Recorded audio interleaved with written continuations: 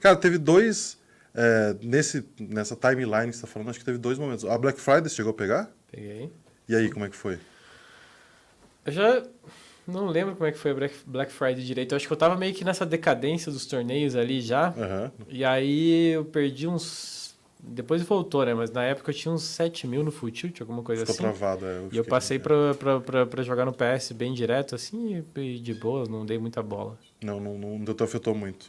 Não. E a outra foi a tirada do Supernova Elite. Como é que foi? Então, essa aí, mas ela veio nesse terceiro ano. Nesse terceiro ano, eu comecei com essa ética de trabalho desde janeiro, e chegou em julho ali, eu tava muito bem. Tipo, eu era provavelmente no top 3, assim, do jogo até chegar no heads up, sabe? Uhum. Tipo, no three-handed, no Sit and Go era muito definido isso, sabe?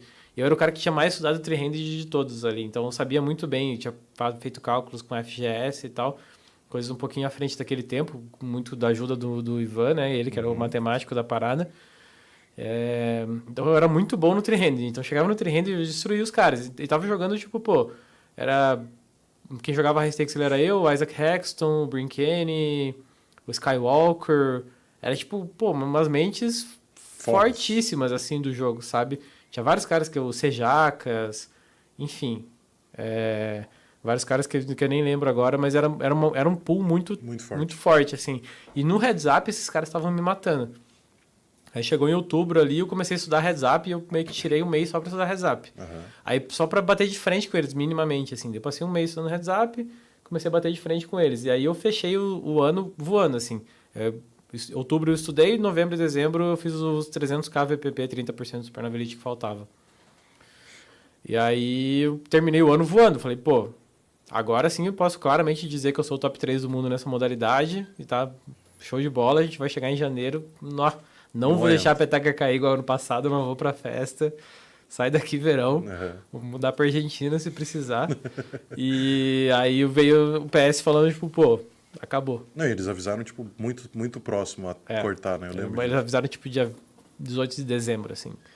E aí, tipo, foi na vagabundagem mesmo, assim, né? E aí, que era a Maia que tinha assumido o PS na época e tal, era uma empresa bem tosca mesmo, que visava meio que o lucro imediato ali, e por eles não estavam nem aí, se acabasse totalmente com a imagem da empresa e tal, né?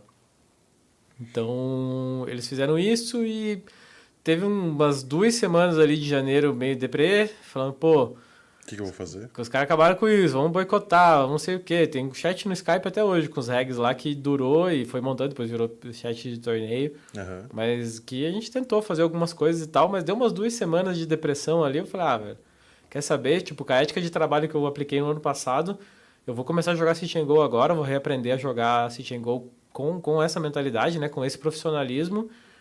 E não tem muito como dar errado, sabe? Tipo, Vou bater o colocando jogo. aquele tipo de trabalho era completamente diferente do que eu sabia fazer quando deu errado torneios pra mim, sabe? Aham. Então eu não tinha dúvidas de que ia dar certo em qualquer modalidade que fosse possível ganhar, sabe? Eu acho que eu estava disposto a fazer aquilo lá, né? Fazer acontecer. Então sacudi a poeira ali umas 2 semanas depois, na segunda semana de janeiro, e comecei a jogar, chegou aos 180 players, até eu me sentir confortável, entender o jogo, porque era muito diferente, assim, não sei se quão técnico você quer que eu fale aqui. Vai soltando. Se tiver muito técnico, a gente pra explicar um pouco melhor. Tá, tipo, um exemplo, claro. Em Sit and Go, se você betasse 70% dos flops, eu ia ser muito explorado ali. Aham. Porque, em teoria, eu deveria ser betado tipo, entre 52% e 53% naqueles stacks de Sit and Go com ICM. E a galera pegava, porque era muita mão rolando o tempo todo, né? Tipo, era muita mão do mesmo spot acontecendo. Eu abria do boot e defendia do big.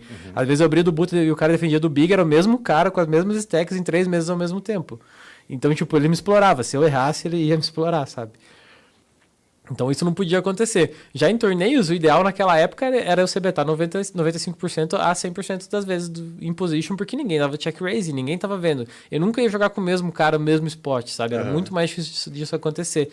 Então isso demorou um pouquinho para entrar na minha cabeça, porque foi 3 anos jogando aquele poker mais duro. Mas uma vez que isso começou a fluir, assim, eu comecei a dizer, pô, posso fazer essas coisas que ninguém faz nada, então beleza. Daí foi indo até onde dava para ir.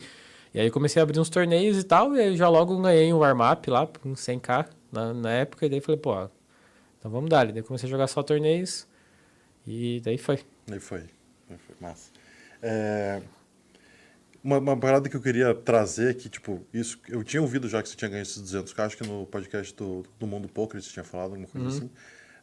E, tipo, você ter passado por isso, de, tipo, ganhar muito rápido, perder, e depois passar por outras experiências, assim, de instabilidade que rolou, você acha que o que isso agregou para você na tua carreira? Como é que foi? O que você acha da galera que perde bastante no começo ou ganha bastante no começo? Como que isso pode afetar a carreira dos jogadores? O que você acha disso? Acho que depende muito da consciência que a pessoa tem com relação ao dinheiro, assim, né? Com a relação dela com isso. Tipo, eu nunca tive nenhuma educação financeira, até quebrar pela terceira ou quarta vez ali, que eu resolvi estudar isso. Então, tipo, não é algo que veio da minha família, nem nada, assim. Tem gente que pô, já se... Hoje em dia, sei lá, as crianças que estão crescendo hoje provavelmente vão chegar na nossa idade já com... Ou vou chegar com os 18 anos ali já entendendo como o dinheiro funciona e tal, que você... Enfim. Talvez, né? Algumas. Talvez. Mas já tem acesso à informação, no mínimo, caralho. né? A gente não tinha. Então, pô, no colégio ninguém te falava sobre economia, não te falava sobre nada, como as coisas funcionam, inflação, coisa assim. Ou sobre acúmulo de capital, você podia colocar investimentos. Pô, você não tinha nem ideia, o que era isso. Eu sabia o que era para prestação só. Aí... Boleto. Tipo, era isso. E aí foi bem difícil de aprender porque era algo que eu nem sabia que existia, assim, sabe? Nunca tinha trazido para consciência que estudar sobre fugiu a palavra, como cuidar do dinheiro, né? Como ter uma vida financeira mais saudável. Aí isso eu fui aprender depois, né? Então, eu me perdi. Qual que era a pergunta mesmo? Não, eu tava falando um pouquinho dessa variância que você não pegou no começo e daí depois pegou e como que isso afetou pra você saber como lidar com isso e como que um jogador que tá começando agora pode... Cara, o que aconteceu comigo é que eu me achava eu me achava muito bom.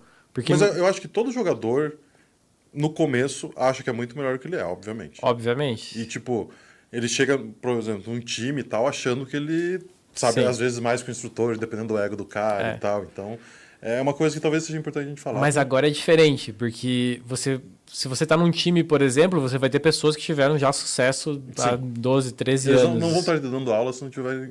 Então, e você vai conversar com essas pessoas, você vai lá, vai ganhar 200k, as pessoas vão te falar como que o poker funciona, né? Que você precisa continuar estudando, que você não bate torneios de 1k porque você ganhou 215... vamos falar, se o atleta sabe? vai ouvir, a gente não sabe, mas que vão falar, vão, com Exato. certeza. Na época não tinha, tipo, pô, sei lá, fui um dos primeiros a ganhar 200k assim online, né, no Brasil. E aí, tipo, pô, todo mundo ao meu redor, inclusive, achava que era um gênio do jogo. Monstro. E claramente não era, sabe? Era algo meio que...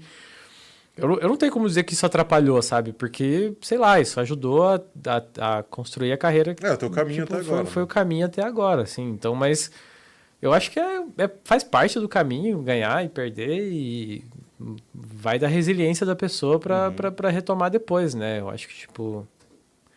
O mais importante é você conseguir perder e não perder a cabeça no processo. Talvez o financeiro não te afetar tanto. Eu tenho contato com muitos jogadores de pôquer há muito tempo, assim, né? Desde que eu entrei pro samba e tal, até antes disso. Então eu já vi muita gente que deu certo e muita gente que deu errado. E, pô, acho que a maior causa da galera que dá errado mesmo no pôquer, que não tem jeito, é a galera que não sabe, não consegue se acostumar com o fato de que você vai perder a maior parte dos dias que você tá jogando. Se você fica muito chateado com isso, tipo, é algo que te afeta absurdamente, é algo que realmente atrapalha muito, né? Tem que lidar isso com bastante seriedade, senão... eu acho que é uma boa dica. Senão derruba a carreira.